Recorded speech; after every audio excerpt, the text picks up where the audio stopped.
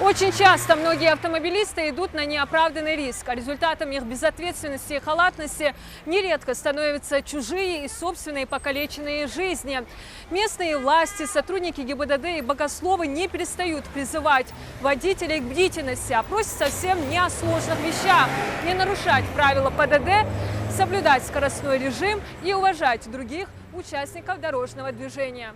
Несмотря на все мольбы, сводки ГИБДД неутешительны. С начала недели зарегистрировано 4 серьезных ДТП, в результате которых 8 раненых человек доставлены в больницу. По всем фактам ДТП проводится пока административное расследование, и все виновники ДТП будут привлечены к административной ответственности.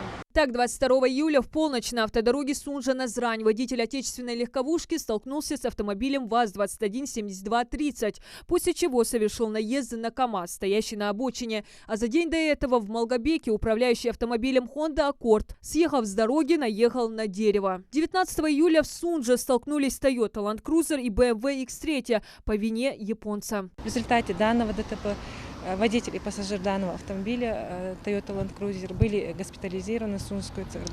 Хотелось бы призвать наших водителей к неукоснительному соблюдению правил дорожного движения, к соблюдению скоростного режима, требований дорожных знаков, сигналов, светофоров, чтобы они уступали дорогу пешеходам, были взаимовежливы и взаимоуважительны к другим участникам дорожного движения.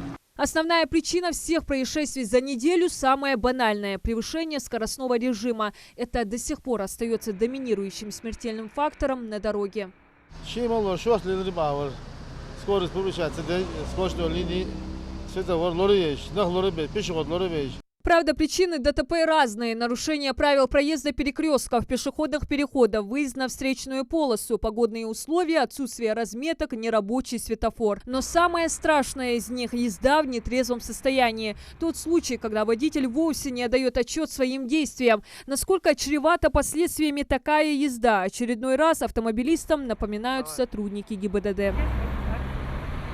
Участников дорожного движения отпускают не с пустыми руками, им вручают буклеты, в которых четко прописана ответственность за управление транспортом в нетрезвом виде. Наказание самое суровое из всех предусмотренных Кодексом для водителей. С 2019 года Госдума России его ужесточила. Оно приравнивается к умышленному убийству. В случае смертельных исходов мера пресечения составляет от 12 до 15 лет лишения свободы. Радует только одно – число осуждающих пьяное вождение граждан все-таки гораздо выше. По крайней мере, оправдывающие такое преступление в ходе наших опросов вовсе не встретились. Как это можно за рулем садиться в нетрезвом состоянии? Это противоречит исламу, противоречит во всех нормах. Не знаю я.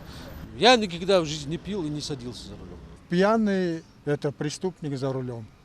Страдают из-за него, из-за его халатности ни в чем не повинные люди. Дети, пожилые люди. Такие акции отдел пропаганды ГИБДД проводит регулярно. Все силы брошены на предотвращение и сокращение дорожно-транспортных происшествий. Ежегодно число аварий по вине нетрезвых водителей по России достигает 16 тысяч. Число погибших более 4 тысяч. А с начала года в Ингушетии было зарегистрировано более 30 ДТП по вине нетрезвых автоводителей.